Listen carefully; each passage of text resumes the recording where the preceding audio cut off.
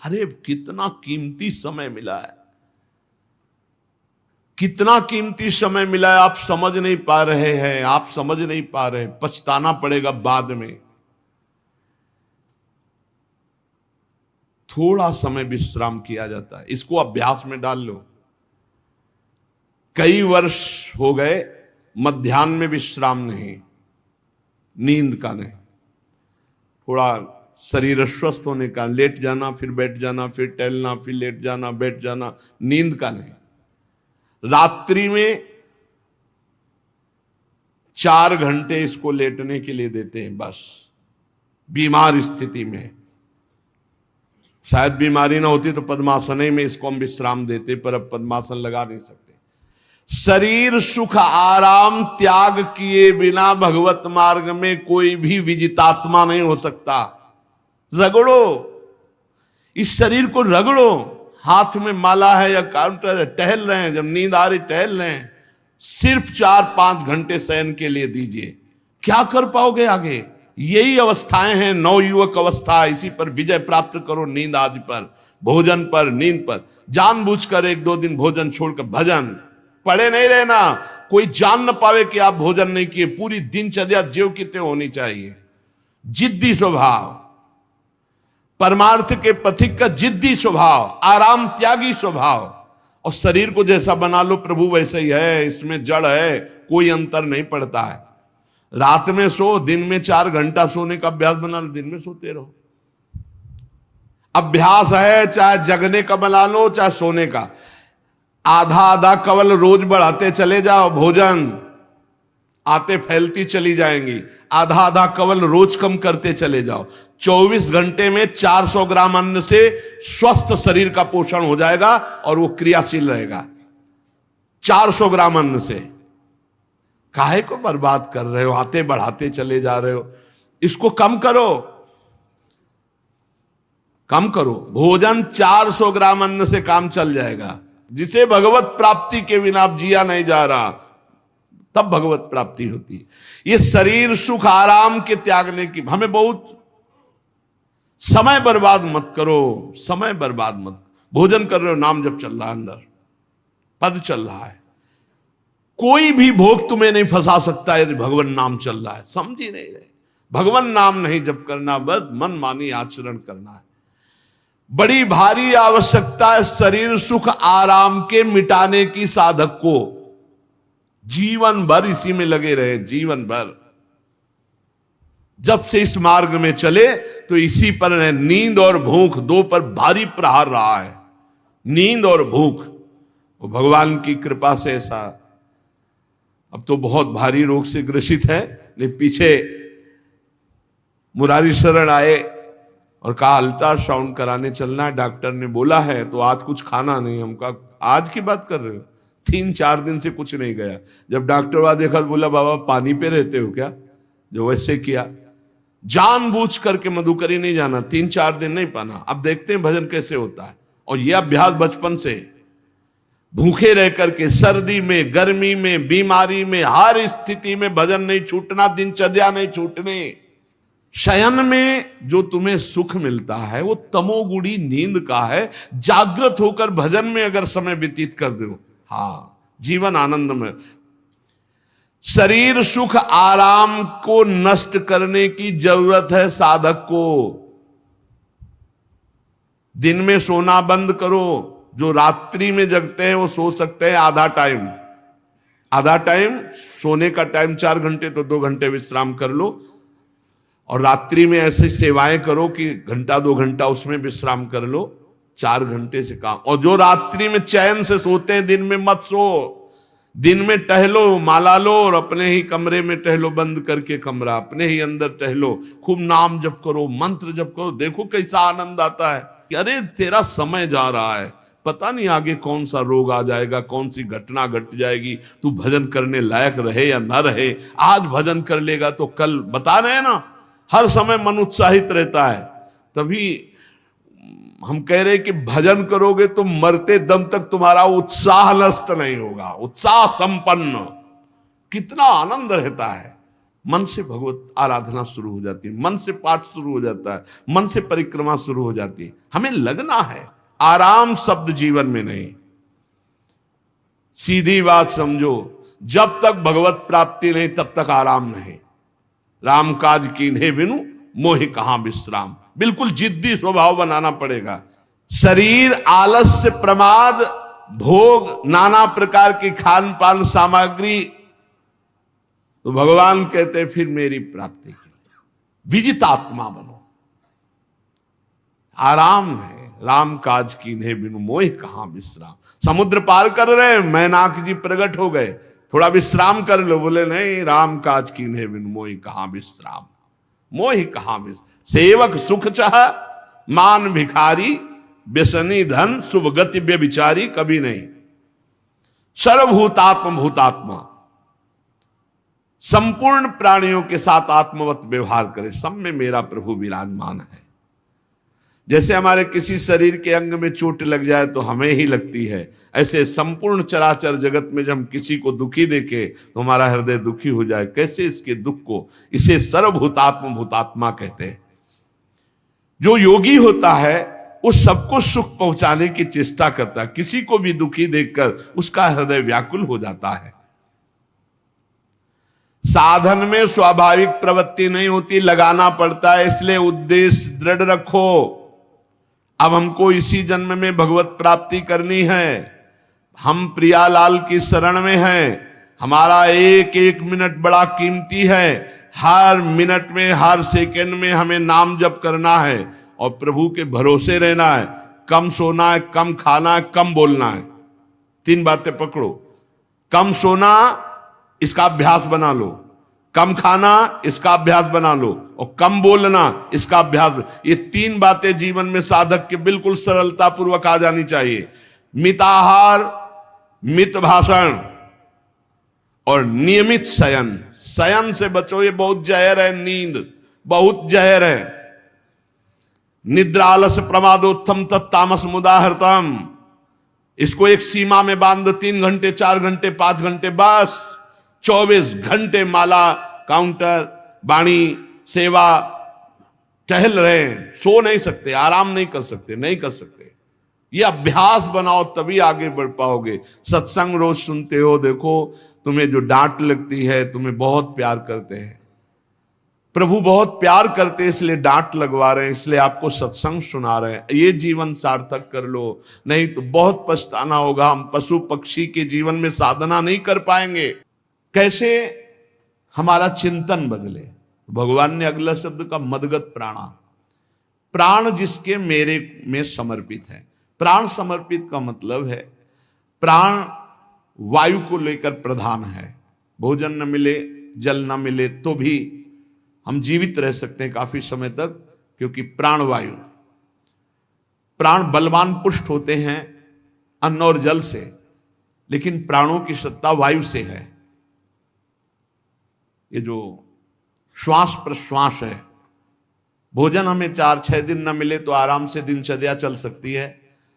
पानी 8-10 दिन न मिले तो भी दिनचर्या चल सकती है। ऐसा नहीं कि मर जाएंगे, लेकिन 2 मिनट वायु ना मिले तो मर जाएंगे। 2 मिनट वायु ना मिले तो प्राण नष्ट हो। प्राण का सीधा संबंध वायु श्वासों से है। और प्रभु को प्राण समर्पित करने का मतलब हर श्वास नाम जप करना। मदगत प्राणा। हम पानी भी पिएंगे, भोजन भी पाएंगे तो प्रभु को समर्पित करके और हर श्वास नाम जप करेंगे तो ये मदगत प्राणा होगा। मत चित्ता, निरंतर चिंतन करने के लिए हमें प्राणों को समर्पित करना होगा। हमारे प्राण समर्पित हैं, हम प्रसाद के द्वारा प्राणों का पोषण करेंगे और हर श्वास प्रश्वास में नाम जप। श्वास ऊपर गई तो नाम जप, श्वास नीचे गई तो नाम जप। बोधयंता परस्परम। यदि हम किसी से बात करेंगे तो अपने प्रभु की चर्चा करेंगे।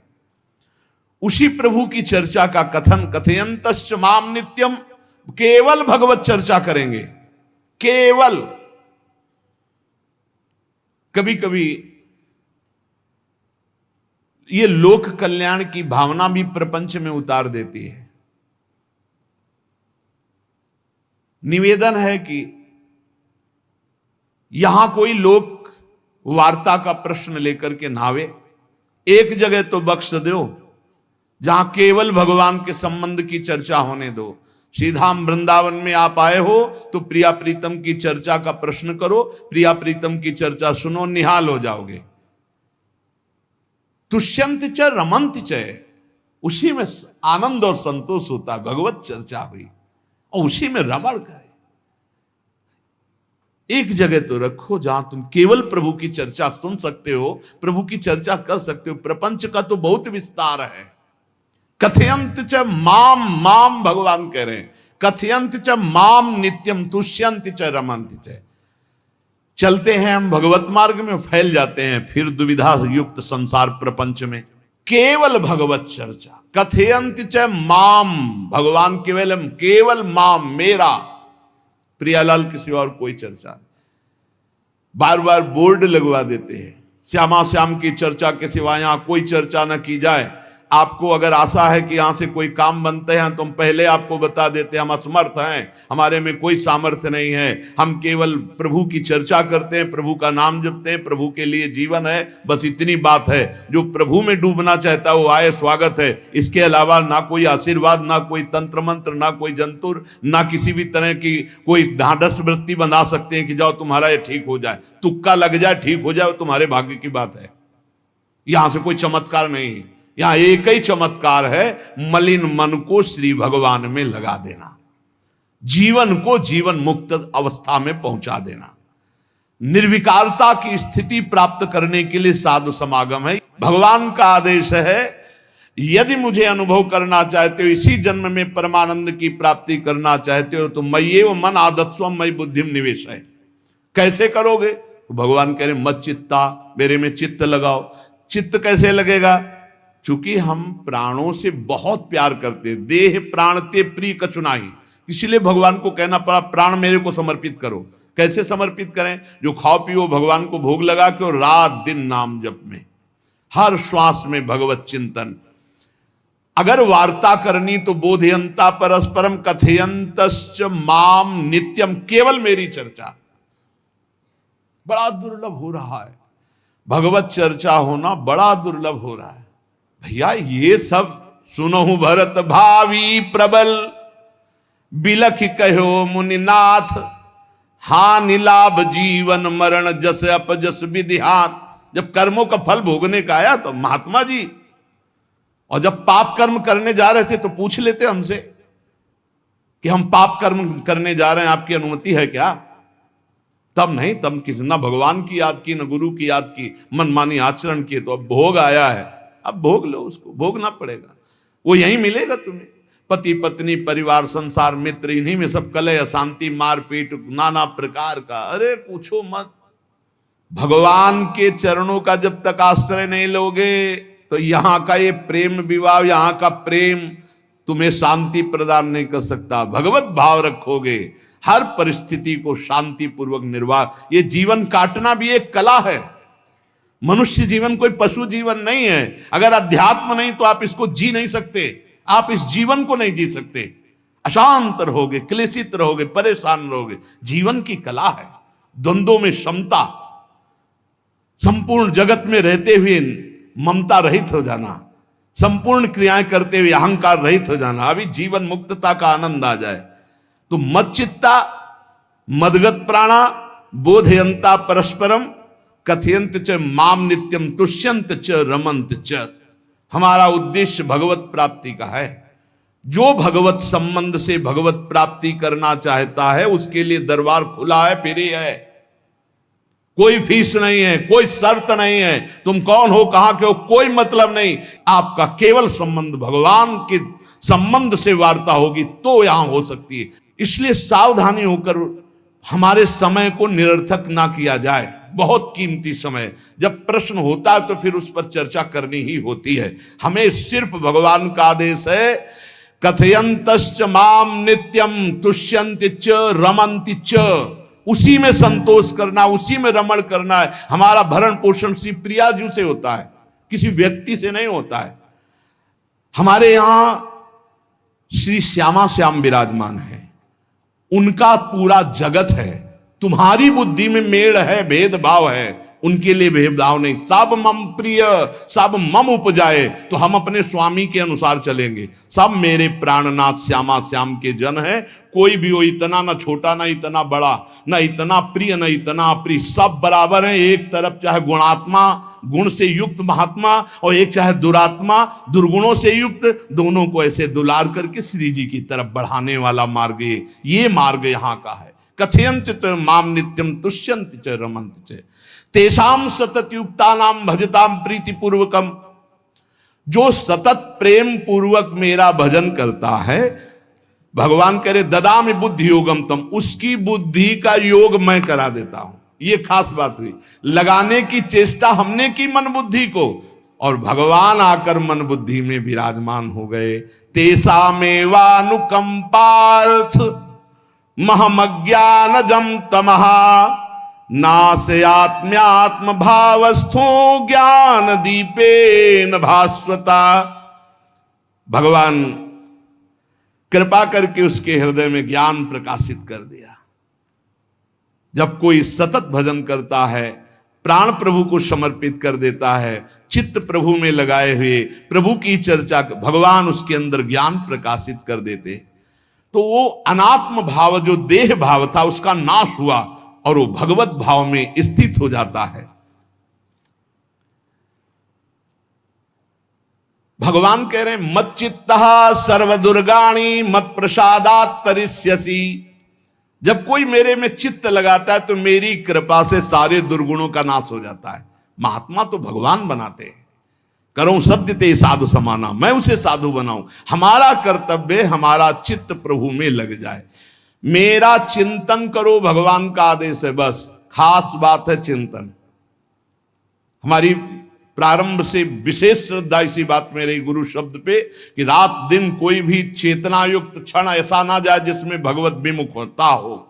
बस इसी बात की साधना जीवन भर रही। प्रारंभ में गुरुदेव ने कह दिया जब तक चेतना है तुम्हारे में, तो तुम्हारा जागृत अवस्था का चेतना युक्त एक भी क्षण व्यर्थ नहीं जाना चाहे। तो गुरु कृपा से यही प्रयास रहा है कि हमारा एक भी मिनट भगवान से विमुख न जाए। पूर्व में ऐसी स्वभाव वृत्ति बनाई थी कि लोगों को ये शंका होती थी कि ये बोल पाते हैं कि नहीं बोल पाते हैं, अर्थात इनके वाणी है कि नहीं है, मूक मौन, जटाओं का बोझा, एक वस्त्र, बस शांत। बुलाया गया, घंटा बजा तो पहुंच गए, प्रसाद ले, उसमें एकांत, हर समय मंत्रा। कथा में बैठे हैं, अनुकूल वचन आया तो सुन लिया, नहीं पूरा का पूरा सत्संग ऐसे ही चला गया। और हमारा मंत्र चल रहा है, एक क्षण भी मंत्र से बिलग नहीं। हमारा कर्तव्य है केवल चिंतन। चिंतन करोगे तो अभी मुक्त हो, अभी परिणाम में नहीं। अभी हम राधा बोल रहे हैं, अभी प्राण निकले, अभी श्री जी के पास पहुंच जाएंगे। भगवान की कृपा का बल और साधन का तुम्हारा पूरा प्रयास प्रयत्न, ध्यान रखो, दो से सिद्धि प्राप्त होती है। भगवान की कृपा का बल और आपकी पूरी साधना का प्रयास प्रयत्न, कायरता नहीं। भगवान की कृपा का बल और तुम्हारा पूरा प्रयास, पूरा प्रयत्न। देखो भगवान की दर्शन वृत्ति हृदय में जागृत हुई ध्रुव जी के पद को लेकर, कामना को लेकर। मैं भगवान का साक्षात्कार करूंगा, उनसे वरदान मांगूंगा कि मुझे सबसे श्रेष्ठ पदवी की प्राप्ति हो। चले, भगवान नारद जी मिले। पहला प्रलोभन, चलो अभी तुम्हें इस सम्राट पद पर नकार दिया। फिर भय, सांप हैं, बीछी हैं, जंगल के बड़े, और फिर यक्ष राक्षस, न जाने कौन कौन है। तुम अभी बालक हो, तुम्हें खा जाएंगे, तुम क्या तपस्या करोगे, क्या भजन। नहीं, इससे भी नहीं टिके। कुछ भी हो, कदम वापस नहीं जाएंगे, अब तो हरि की प्राप्ति। तो गुरु मंत्र दे दिया। 6 महीने बहुत ही देह भाव रहित होकर उच्च कोटि की साधना की। बालक होने पर यही मथुरा में, मधुपुरी में देह भाव रहित होकर के, क्योंकि जंगल में ऐसे ऐसे मच्छर बड़े बड़े ना, एक मच्छर मारे तो पूरा होश खराब हो जाए, पूरी चेतना जागृत। तो उस 5 वर्ष के राजकुमार के शरीर में कितने मच्छर चिपके रहे होंगे, क्या क्या भयावह। हमने तो सैनपुर में देखा, आसन लगाए बैठे, काला नाग सांप ऐसे फुसकार रहा है। पूरा दृढ़ निश्चय है कि अगर ये काटने का समय है तो काट लेगा, नहीं काटना तो बिल्कुल नहीं काटेगा, बैठे रहो। वो ऐसे पास से निकल गए, छाती से भी निकल गए हैं। निश्चय कि अगर काटना है काट। सैकड़ों बिच्छू, कभी ऐसे डंक नहीं मारा। और अगर काटना हो मारना हो ना तो बढ़िया महल में बैठे हो तो वहां जाके काट लेंगे। ध्रुव जी अपनी निष्ठा से कभी नहीं विचलित हुए। अब जब भगवान सामने आए तो आखिरकार 5 वर्ष के बालक घबरा गए। भगवान का तेज, भगवान का रूप, भगवान की महिमा। भगवान मुस्कुराए, कृपा दृष्टि से देखे, बल मिला, भगवान को देख पा रहे हैं। अब मन में आया कि मैं स्तुति कैसे करूं, क्योंकि कोई ज्ञान तो है नहीं। भजन किया, भगवान की प्राप्ति हो रही, लेकिन अब कोई ऐसा ज्ञान तो है नहीं जिससे भगवान का स्तवन करे। भगवान की तरफ देख करके कुछ कहना चाहते हैं, पर क्या भगवान को कहें ये ज्ञान नहीं। तो भगवान ने अपने ज्ञान स्वरूप शंख का ध्रुव जी के कपोल पे स्पर्श करा दिया। जो भगवान कह रहे, ज्ञान तो मेरी कृपा से होता है। अभी पीछे इस श्लोक में भगवान ने कहा, तेसा मेवानुकंपार्थ महमक ज्ञानजम तमः नाशयाम्यात्म भावस्थो। अनात्म भाव का ये जो आत्मस्वरूप अनात्म देह में भाव आ गया है, इसके नाश का जो ज्ञान होता है ये भगवान की कृपा से होता है। जे भी संग छुआया दिव्य ज्ञान और भगवान की दिव्य स्तुति की। तो ये देखा जाता है कि भगवान की कृपा से ही साधक में दिव्यता आती है, दिव्य ज्ञान आते हैं। पर प्रयत्न अपना होना चाहिए। प्रयत्न था तभी तपस्या में आए, नहीं तो प्रलोभन में फंस जाते या भय में डर जाते। ना प्रलोभन में फंसे चक्रवर्ती सम्राट पद देने पर, और ना भय में फंसे कि सांप बिच्छी और सिंह खा जाएगा, इससे भयभीत नहीं हुए। और प्रयत्न इतनी जोर का किया, आप भागवत में पढ़ लीजिए, देह भाव रहित होकर कितना कठोर तप, 6 महीने में भगवत साक्षात्कार। आत्मबल, भगवत कृपा बल। ये मन है बहुत डराता है, कैसे जिएंगे, बुढ़ापे में कौन सेवा करेगा, क्या दुनिया का प्रपंच खड़ा कर देता है। इसको इसी ज्ञान से काटो, भगवान है ना, भगवान सब करेंगे। भगवान के लिए हमने जीवन दिया है, ये जीवन भगवान के लिए हार। अरे दिव्य हो जाओगे, रिद्धियां सिद्धियां हाथ जोड़े खड़ी रहेंगी। भगवान जानते हो क्या भगवान है। हम एक बार भगवान के नाम पर अपने आप को न्यौछावर तो करके देखें, पर यह अहंकारी जीव मानता नहीं है। यह अहंकार का बल लिए रहता है। आसुरी प्रकृति है ये अहंकार।